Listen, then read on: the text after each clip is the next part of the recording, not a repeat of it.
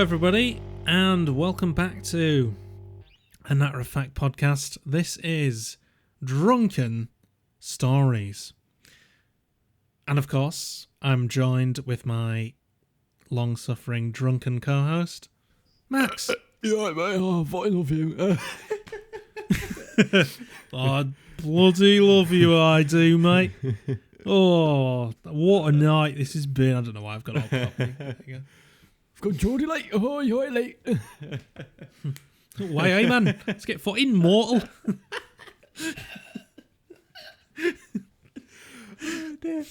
Yes, Drunken Stories. We'll be sharing some of our most embarrassing moments in our lives.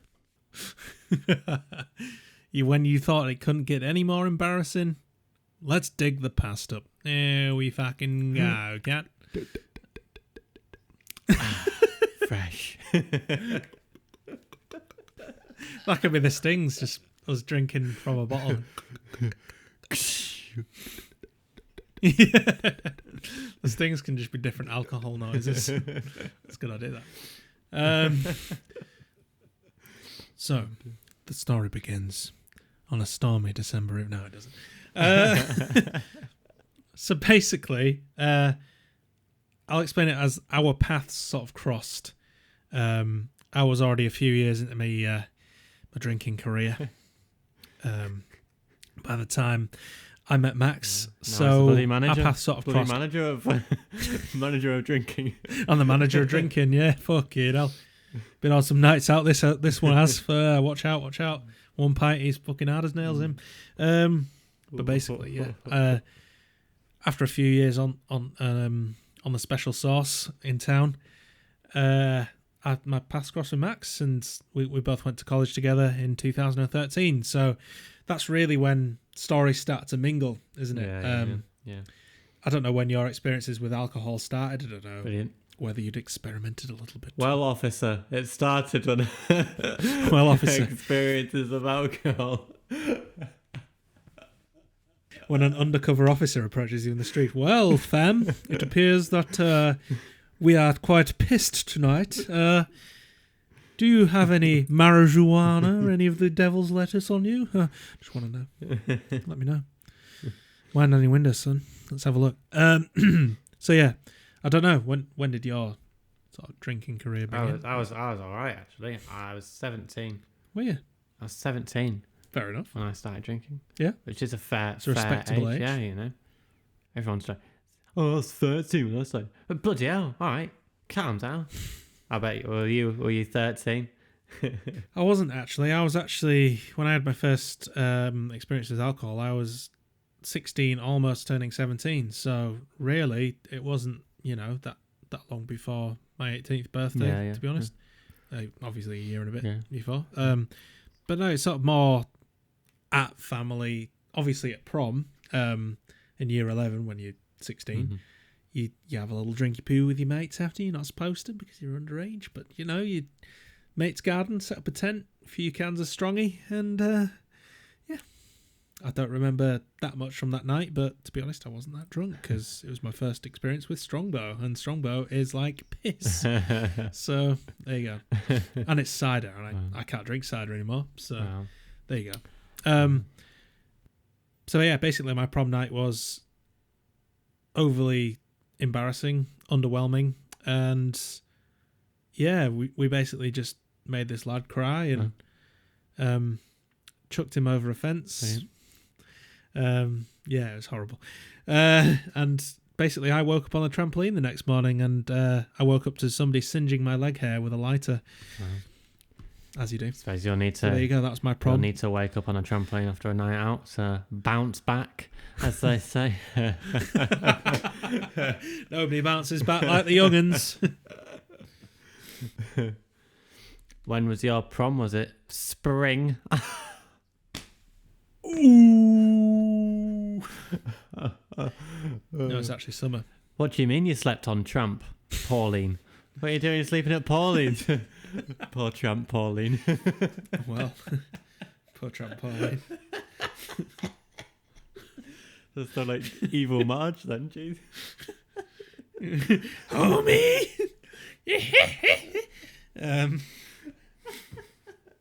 Hell almighty, hell's bells. AC/DC, good song.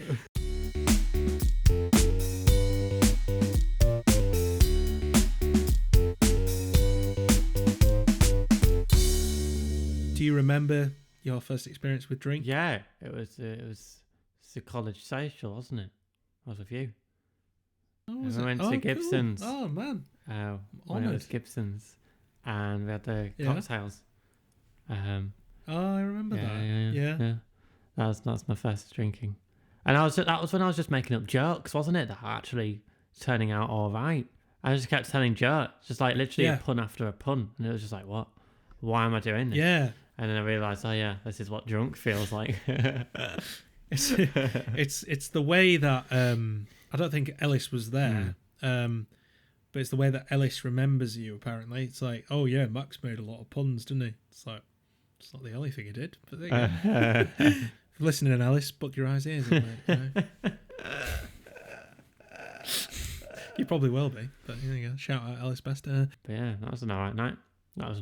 Smooth. It was actually. It was a good night. That wasn't Toby's birthday, was it? Or was that a separate night? Because I remember you came up for that as well. There was one night where I got in home, and I was 17 at the time, and my dad was like, "What time do you call this?" And I said, "Closing time." Night, Dad. Oh, shout out, Big Pete. Mate. Yeah, I remember you telling me that. It's hard to do all this. Closing time. Way, lots. Just for reference, Max's dad says he's going to get me at some point, and I think that was about 4 or 5 years ago. He still hasn't got me. I'm terrified. I don't sleep at night. So Pete, if you're listening to this, when are you going to get me, man? Like, it's going to be at your wedding, isn't it? I've said this already. Oh, and Christy's screen's just gone down.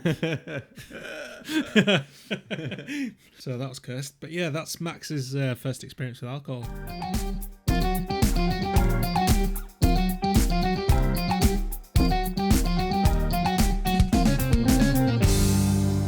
I seem to remember there's quite a few nights we've had in Gibson's where obviously you were of the correct age. Where we'd gone out, I think it was for New Year, and we had. That was good.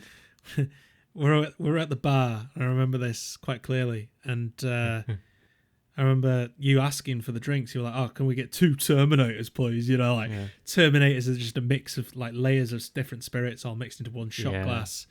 And then you were like, "And can we get 2 glasses of water, please?" Literally, the least masculine thing you could have said at that time. You know, you had massive lad points there. Oh, 2 Terminators, mate. Whey. People next to us at the bar like, "Oh, look at them boys, Terminators. Oh, I would love to be them. 2 glasses of water, please." And to be fair, they were warranted. Those glasses, they were needed. Those glasses of water. That was for midnight. Fucking right. As soon as the clock struck midnight, down our Terminators went, and then as soon as the clock struck midnight, 1 minute past midnight, down goes the water. Honestly. Oh man. Right, yeah. There have been some fun times. I've got quite the experience of passing out in strange places. Charlie's going to rip me for this. Charlie is a guy who I work with. Basically, I used to live in the countryside at my mum's. We all know this. You've listened to the podcast. So basically, I had to get a bus, then walk 2 miles to my mum's house. Whatever.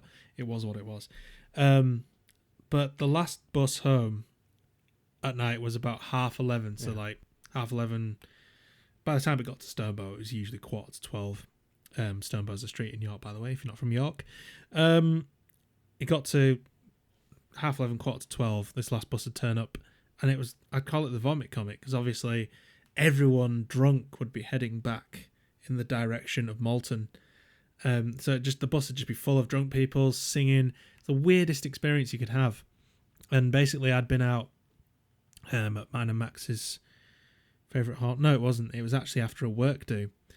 Where I got on this bus, and basically I was drinking with people who were like twice my age.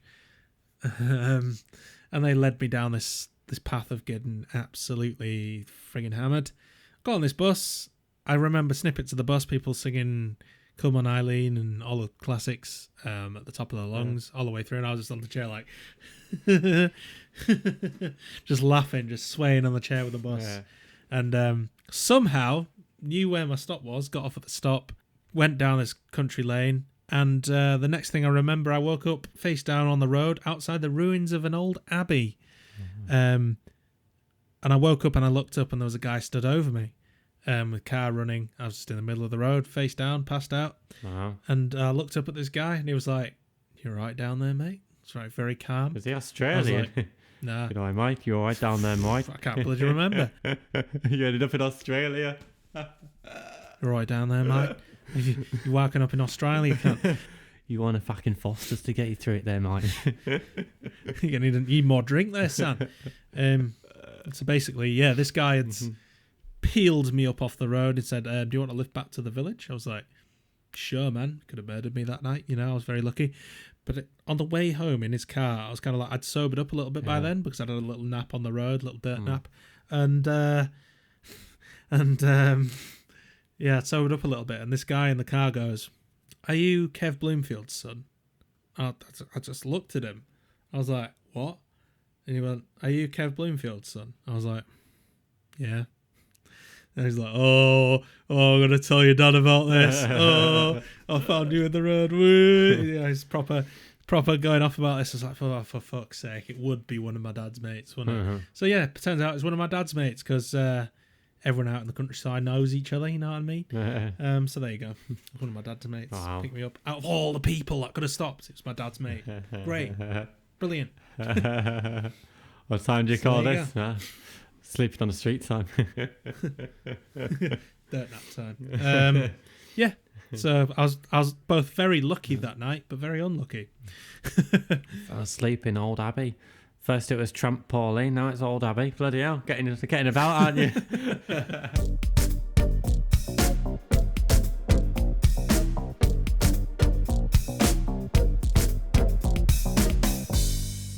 I mean, most of my stories are feature your good self, and the first one that we'll talk about, unfortunately for you, is What a Belter. It's my 18th. Fuff. Fuff. What a night. What a night, mate. Fucking hell. Oh, dear. What a night. Dear. So it started off in Gibson's, good old Gibson's, where it all started, It's, always starting in Gibson's, doesn't it? Always starting in drinking Gibson's. Started in Gibson's, so why not revisit those roots and go there on my 18th. So we started in Gibson's, and I was making the table wobble. It's like, oh, the spirits are getting me drunk. There's that. Then we went to Nag's Head, and I was just dancing like a lunatic. And there's that video on Facebook of you that your brother took, and he was like, yeah, go Max. Yeah. It's your birthday, all that shebang. Yeah, I love it when that pops up on my memory. Anyway. I do too. So yeah, then we move on, and then I think, was it just me, you, and Stuart left? Yeah, because it got to the Nag's Head, and I think your dad was with you guys. Yeah. My dad and Zoe and Nicole were there, weren't they? And people were in Nag's Head. When we left Nag's Head, it was just me, you, and Stuart. I think. I don't think there was many. Yeah, it was. Yeah. I think. Yeah. Was Nicole there? No, I think she went home as well. Because it ended up just being me and you, so I don't know when Nicole. It did. Yeah. I don't know where she went. Nicole, are you there? I better go check if she's still in. It's been a few years. I haven't heard from you. Oh dear. But yeah, and there was one point where we were walking next to this wall, and we found a mouse, and it was running next to this wall. So there's nowhere it could go apart from next to the wall. So I thought, this will be funny if I put my foot in front of the mouse, and then it jumps over my foot. That was the intention. But what happened was I put my foot in front of the mouse, and the mouse just ran into my foot and died. It just dead. And I was like, oh no. It was so surreal. It was when it jumped. So drunk. It had lots of time to jump. It's not like a foot just suddenly came in front of it and it exactly. Had loads of time to jump. It had 30 centimetres before it could have made a decision. And mice aren't exactly slow creatures either. Yeah. So literally, we caught up to the mouse and you'd put your foot in front of it. And suddenly, it went into your foot. Then it turned on its back. Yeah. It was like, oh. And I was like, did that actually happen? Oops. And I saw it the next day, still there. Day after, still there. And I actually, every time I walked by there, just slowly decomposing to the skeleton. PTSD from a mouse. A cat didn't even get it. I thought a cat would have got it, but yeah. Oh, But yeah, I just ran into my foot and died. Just gave up. It's like, oh yeah, there's a foot. Fine. that was so surreal. Honestly. And then you were pissing yourself laughing I the know. entire way back. Just, I kicked a mouse.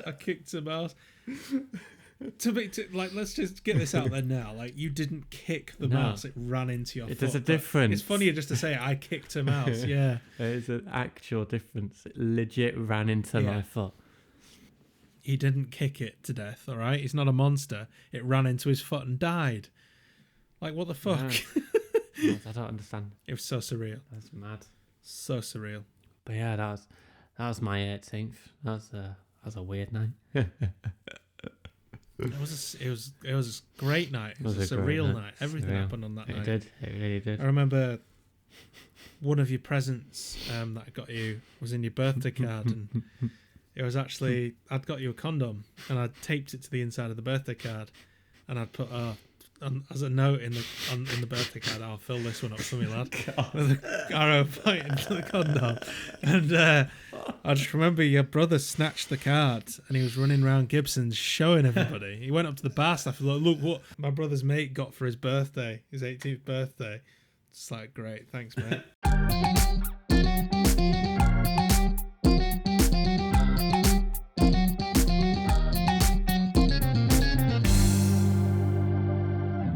I have a thing. Clearly, there's a theme with my nights out that something happens with bloody Dropping animals. drinks. First time it was a mouse, and then in the good old at university, I invited my friend Christy Broomfield over for let's go on a night out in the good old Lincoln. We went on a night out. We got back. We're in the smoking area back at my student digs, and I end up rolling on the floor laughing at something. One of us probably. I don't remember what he was laughing at. One of us probably just farted or something. I don't know. Probably, yeah. We're very drunk at this point. Very drunk. Like, Lincoln's got some strong drinks, man. So I was rolling on the floor laughing, literally. And we get upstairs. Literally. And I take my jacket off. And I notice the inside starts like gleaming, like shiny. It's like, what?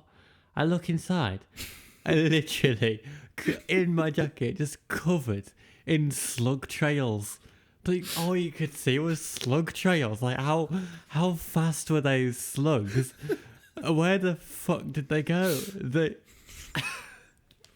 Maybe they'd had drunk some alcohol or like took some drugs from like the club or something, got up into your jacket like, just fucking like, everywhere and like got out your sleeve or something. Maybe that's what you were laughing at. The amount of slug trails was, let's put this into context, would be like if I laid down on the floor, I'd have to have been on the floor for at least a good 2 hours. Probably more. For the amount of trails that was in my jacket. There was so many. I had to throw my jacket out. Wow. It's literally awful. Yeah. Oh, it was disgusting. It was covered. It was covered in slug slime. I had legit no idea how they got in there. I know. It's insane. But again, it's one of them other surreal things. But then we woke up the next day, obviously sobered up a little bit, and then we saw the jacket was covered in slug slime. Was that real? Obviously, yeah, it was real. Yeah, we were like, was that real? Yeah, it was real, man. Honestly. And remember 3 a.m. eating cold beans at the tin with you. That was an experience. Slimy night. It's great. That sounds so weird. It's very student, you know? Yeah, that's such a weird night, that, man. Weird night.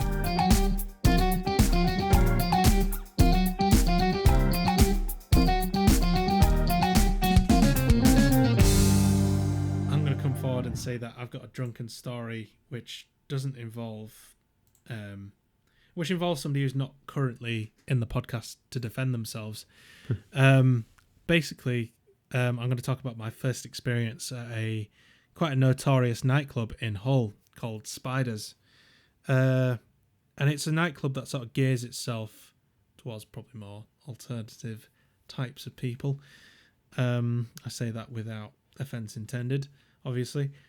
But basically, yeah, this nightclub, it plays different music in different rooms. It's surreal. It's a surreal place. It sort of feels like some rooms are like somebody's living room. Some rooms are just like a big warehouse. It's like, this nightclub is insane. Like, people who are resident in Hull are probably like, oh, Spiders is a right shithole. But mate, I loved it. It was just something about it. But basically, in this nightclub, there was a lot of sort of, I don't know how to put this without offending people, odd individuals. And I was out with Ellis, his girlfriend Charlotte, and her sister and her sister's boyfriend were there as well, Tom and Emma. You're probably listening to this. But basically, we were going down the stairs. Oh, I think Charlotte's friend Katie was there as well. There's that many people out.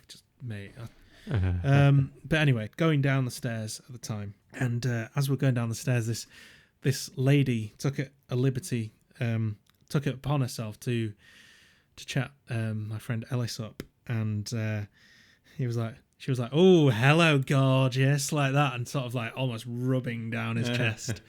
And Charlotte was there. Charlotte was stood behind him, and she found it as funny as the rest of us, because Ellis's reaction to this chatting up that this lady was trying to do was just to go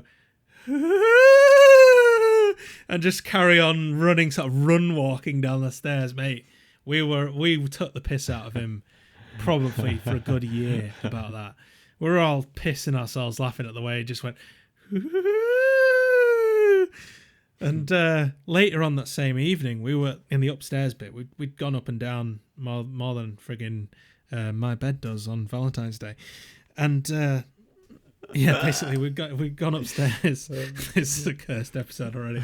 We'd gone upstairs, and the same lady, there's plenty of room to pass Ellis. The same lady brushed herself up against the back of Ellis, like so close, as like, oh, excuse me. Sort of like rubbing her, and Ellis is just there with this drink. You could just see it shaking, like, I don't know what to do. Don't know what it's like. Oh, dude, this club's awesome, but at the same time, it's kind of weird. So yeah, I'm sorry I've told that story without you there to defend yourself, Ellis. So there you go. Weirdly, this is a weird moment. I was on a night out with some uni people. We'd all just finished our dissertations and stuff, so it was a big like celebration, something like that. I can't really remember the exact celebration thing, but we're all out, and we're in this club, and it was a proper packed club where you're like proper like struggling to move very much in the club, trying to dance. And there was this girl behind me. It was twerking, but right up against me, that it was making me sort of like involuntary move, like I was twerking. What's that twerking? Into me. You're cheek to cheek, but like... Yeah, sort of into me. Anyway, this girl that I was on the night out with, she said, oh, swap places. So we swapped places. And then she started twerking back. So you just like having a competition here. Yeah, like, it was just like two pistons going. All I can remember is the girl that I was with on the night out with, probably did like a massive twerk and just like shoved her.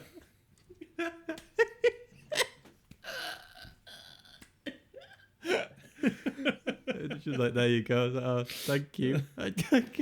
What the fuck?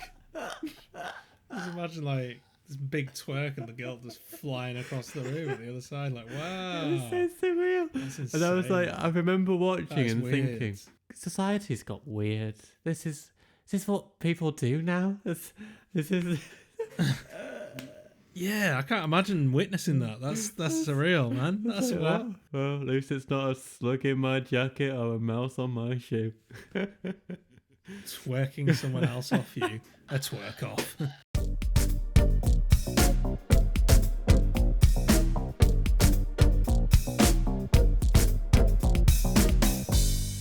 Do you remember, right? We were in the beer garden of a very notorious drinking establishment, a local pub to some people. You'll remember it. You probably know what I'm on about already. It was notorious for a lot of trouble, and they let a lot of people in that maybe shouldn't have been there. Maybe went against their licensing agreement. Anyway, but yeah, this pub. Don't know whether to mention the name. People probably know what I'm on about if you're from York. Basically, me and Max used to frequent this establishment. We had another couple of friends who we used to hang about with. Not going to mention the names. Sorry, but when you said names, you know the S at the end of names, when you said that, it did like this weird squeaky noise. It sounded like you actually just stood on a mouse. It did it again when you did that. Really? Maybe it's like the microphone in this. I don't know. I didn't do it then. Sorry, that was really weird. Names. But yeah, basically, we were one night in this establishment, in the beer garden, having a couple of pints of Stella or whatever we were drinking. I don't fucking know. It was always a bit of a wavy night in there. But basically, in the beer garden, everyone was having a smoke, and we weren't participating in the smoke. But basically, we were sat in the beer garden having our drinks, and it always kicked off in the beer garden there. Always kicked off. There was always some sort of argument. But all of a sudden, like, there was a lot of shouting, and then this random woman comes over to us and was like, "Do you two want some garlic bread?" She was absolutely off her tits. Her jaw was swinging. Jaw was swinging more than fucking the sign outside the fucking pub. Like, Jesus Christ, I've never seen someone swing so hard.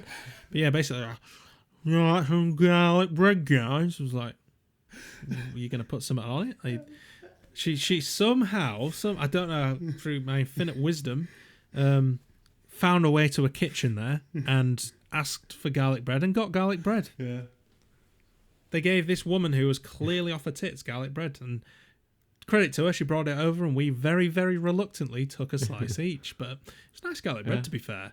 Then she just left it on the table. So basically, we got free garlic bread. And it's good. It's good. That was just surreal, wasn't it? Can't beat some free garlic bread. I actually just got back from Cardiff. Did you? Yeah, we were talking about my trip to Cardiff. That's what we were talking about. You were as well, weren't we? We were catching up, weren't we? Yeah, free garlic bread on my arrival back from Cardiff. That's what I came back for.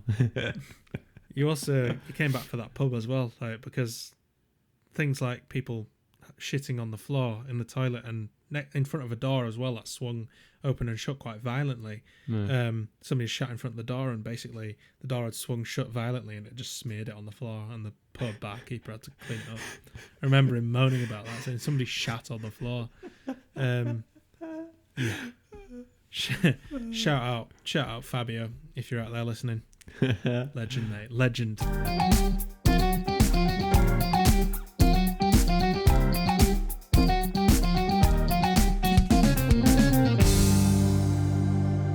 So yeah, we're meant to play a gig at Thomas's, not the bakery. It's a pub in York. It is.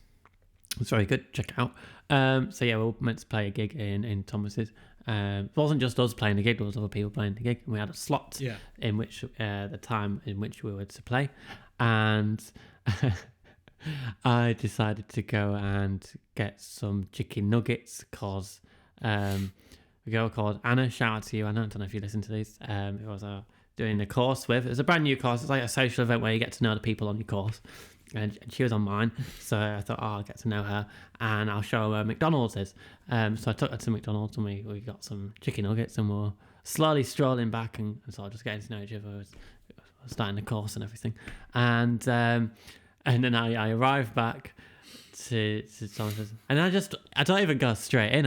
I'm still outside eating chicken nuggets, and then Christy, bloody hell, I've never seen him so angry. It's jeez, he came storming out, eyes dead on me like a shark, and was like, "What are you doing?" I was like, "You alright, mate? How's it going?" you weren't even fucking bothered. You were sitting there just, "Alright, mate." Just chowing down. Like, Anna stood next to you like, "Who the fuck's this guy?" It's like, what are you doing? We just missed our slot. And like he could see the stress, bless him.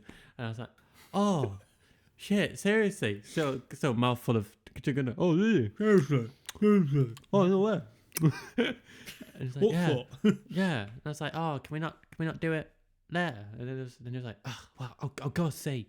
And he came in, and then he came back out, and he was like, right, I've sorted it. It's fine. We're playing in 5. I was like, yeah, no worries, mate. I'll see you there. You were proper living the rock star lifestyle, weren't you? Just, I'll go grab some 2 minutes before I play and chat up a girl on the way back. Bloody hell. Gone to his head already, and only played 1 gig with me. But yeah. Yeah, right. Yeah, I'll be there in 5. Nice one. Yeah, mate, I was seething. Don't think I've ever been so angry in my life. Yeah, that's it, mate. Played 1 gig. They'll still pay. It doesn't matter if we play or not. Yeah, I still get bitches and drugs, man. You know.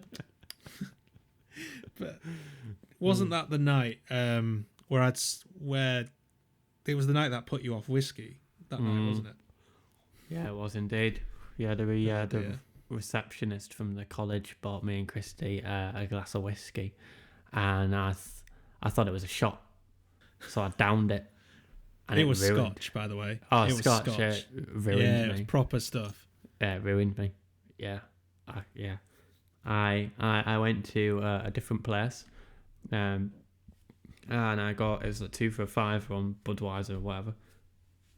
Got 2 of them. Was dancing. I was on my own at this point. I was literally on my own. Everyone had gone, and I was just in a different place.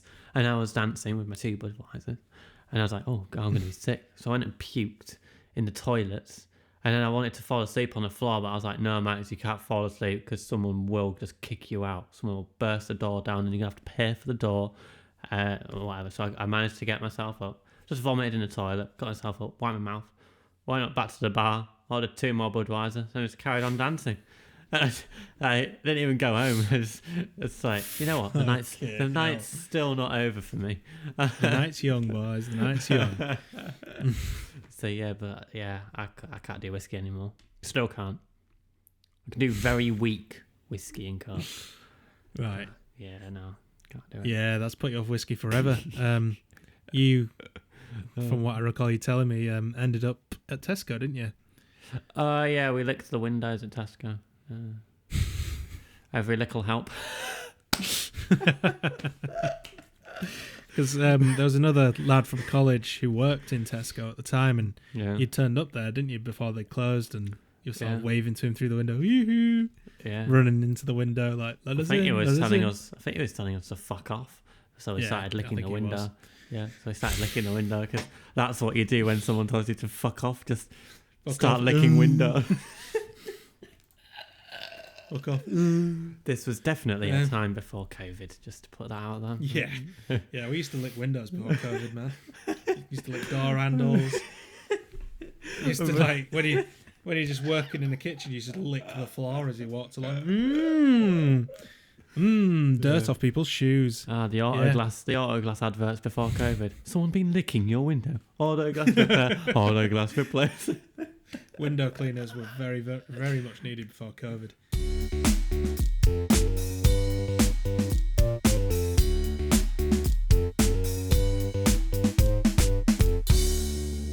I remember I was in this place once. It was a club, and they had unisex toilets, and they only had cubicles. There was no urinals because it was unisex. Basically, you could only have sex in it if you were at uni.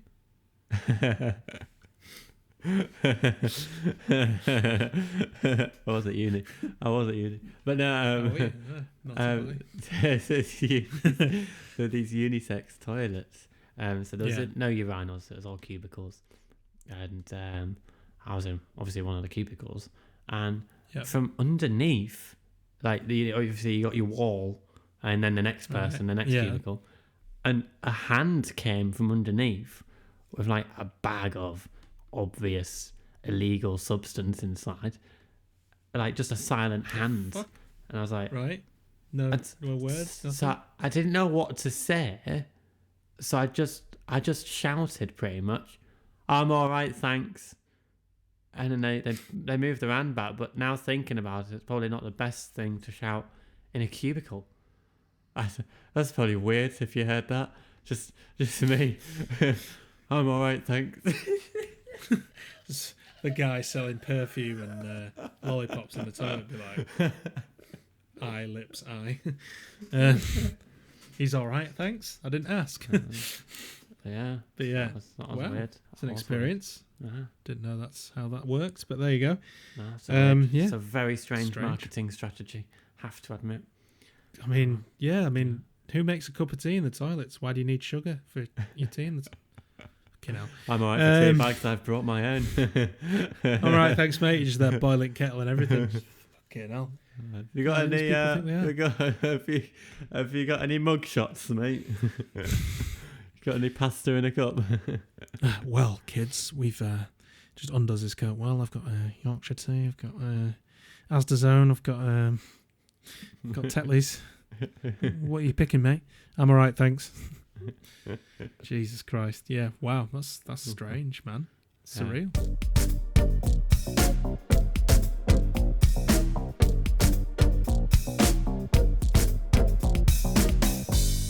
Speaking of toilet-related drunken incidents, Here we go. there was one time where I was out with my dad, and Brilliant. basically my dad at the time, oh, he probably still is now, was an incredibly better drinker than I ever was and I ever will be. Probably not anymore. I don't know. Age catches up with you eventually. Basically, we're having some father-son time out on the town in York. Go around a few pubs. You know, I was drinking for most of the day. I think it was a good 8 hours. Me and Dad were on the sauce. And by the time I'd got to this final place, my final drink was scrumpy. I'd been drinking more or less Jack and Cokes and strong stuff most of the day, and I was almost blind, mate. I was blind drunk. Somehow got my dad back to the platform and said bye to him and all this lot. But then after my final drink of Scrumpy's like a really strong cider for people who don't know. I don't know who doesn't know that, but anyway. Yeah, basically, I'd gone back to the station toilets, and I woke up after sitting down and going for a number 2. I woke up about 2 hours later, and it was about 15 minutes before my last bus home. At the time, I didn't live in York. And yeah, I'd woken up, and somehow nobody knocked on the door, nobody kicked the door down, nobody realised I was in there. And I'd just been asleep. I'd passed out on the toilet for 2 hours in York Station. Oh and my that, God. tell me what, is not the place to pass out, because that station toilet is so busy. How did nobody realise that the cleaner not be like, that cubicle's been locked for about 2 hours? Like, it's surreal. But yeah, I just woke up there. That's that. That's that one. Bloody hell. Yeah, weird, man. Surreal shit. This final tale, I'm going to spin you a yarn here. This final tale of drunken stupidity happened when I, after probably not working in a kitchen for 7 years at this point, my first job was in a kitchen as a kitchen bitch. 7 years later, I get a job as a line cook at a popular restaurant, popular chain, popular brand. Not going to mention who they are, whatever. But some people listening to this might know what I'm on about. And if they do, they'll know exactly what getting christed means. And it's a term that is still coined within the walls of this popular establishment to this day. Getting christed is a term that they gave getting drunk, getting really drunk. Because basically, I'd just joined this kitchen brigade. I was, my first job was a line cook. The pressure was getting to me. The rock star lifestyle of finishing at 2 a.m. every morning hadn't started affecting me in such a way that I was losing my mind yet.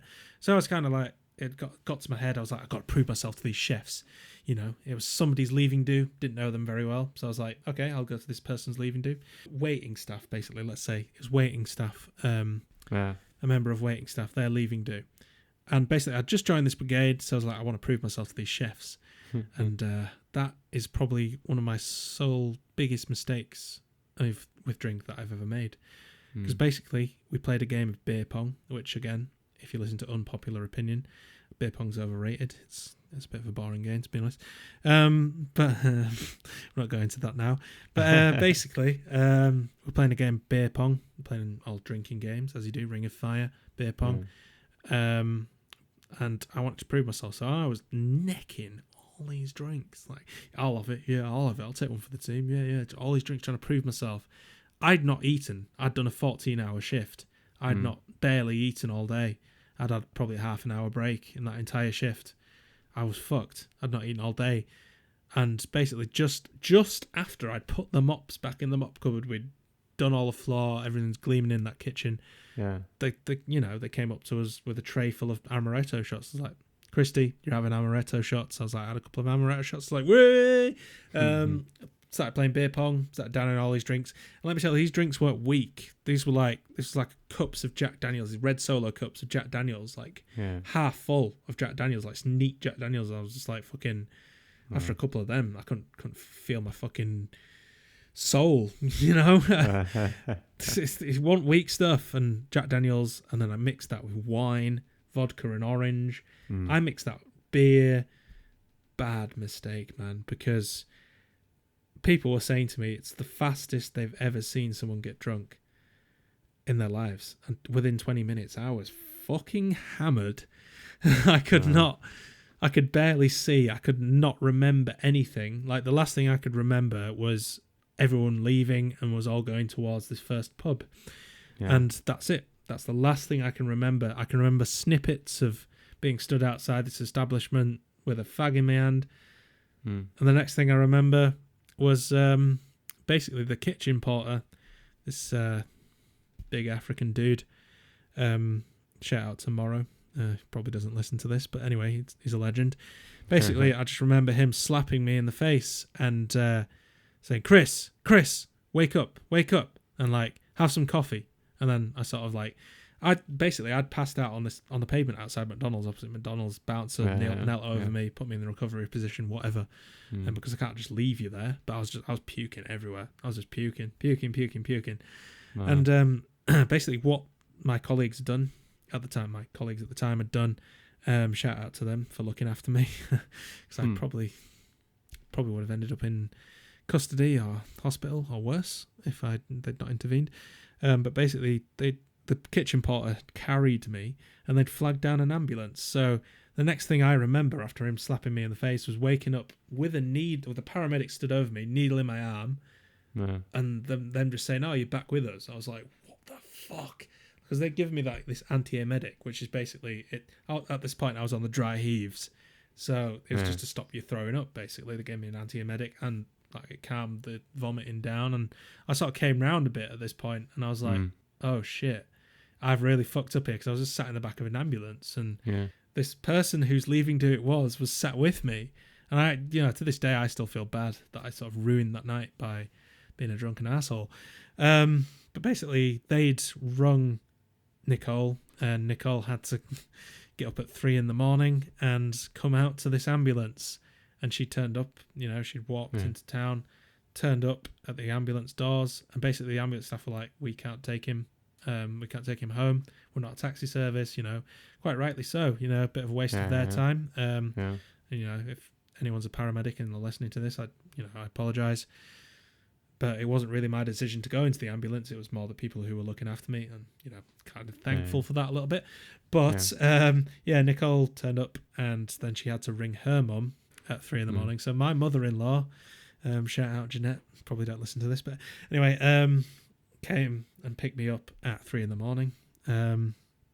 And got me home, got me to bed somehow, and I woke up the next morning. And let me tell you, I was still fucking hammered the next day. For the whole day, I was hammered. I was not hungover, I was hammered. Wow. And I was hungover, and I'm not kidding you, for an entire week. That's the worst hangover. It was hell. I could barely. I worked. 2 days later, I was back at work. I magically swapped shifts the next day with somebody, so I didn't have to work. And my God, that was the worst hangover I've ever had in my life. by God. Jeez. I'm pretty sure that was alcohol poisoning, or was the very verge of, stomach pump situation. And basically, it's something I wouldn't recommend anyone do, is try and prove themselves to chefs or anyone else for that matter. It's not funny. It's not fun. And to be honest, I'm still probably feeling the effects now. I don't think I've ever been drunk since properly. It's kind of ruined the fun for me. I think it's damaged my liver. So I don't think I could ever drink to that extreme again. It's, I can still drink, but I don't. I rarely drink these days. So Max is kind of depressed now. I've just told him about my life story of at wagon members. Yeah, that's basically being Christied. And I relentlessly got bullied for that for years. Oof. Wow. But that's fine. I can take it on the chin. I'm a big boy now, so whatever is what it is, isn't it? I learnt my lesson. Definitely. Oh, yeah, dear. Yeah. It's an experience I hope few of us have. To be honest, it's kind of putting a dark tone on this, but that feeling of losing control was probably the scariest thing I've ever done. Yeah. It's that complete loss of control. Anything could have happened to me that night. Could have been robbed, stabbed, killed, could have died from alcohol poisoning, whatever. Anything could have happened. So yeah, shout out to the people who looked after me that night, and shout out to the paramedics and the emergency services. You did a great job. And a message for us all there as well.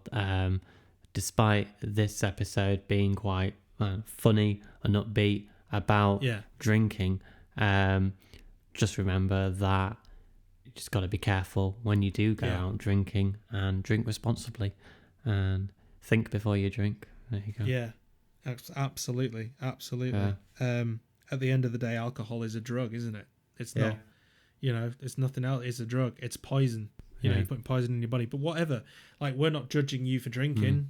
No. We have beers ourselves. We like to enjoy ourselves. But yeah, message to you all: just take care out there. It's a cruel world. And you're not the only ones. You're not the only ones out there drinking for a nice time. Other people want a nice time too. Exactly. So just respect what other people might find fun and what you don't find fun. Just gotta get along. Yeah, know your limits. That's basically it. Absolutely. That's the message. Know your limits. Know your limits. But yeah, obviously, I'm going to link down below some websites where if anybody who's listening to this might have a friend or family member, or anyone struggling with alcoholism or what alcohol can do. I'll link down some services where you can get support, help. I know help's a bit few and far between these days, but obviously there's charities out there. There's all sorts of help out there you can get now for it. So don't be scared to reach out. It's easier said than done, but yeah, there you go. I'll link them down below in the description.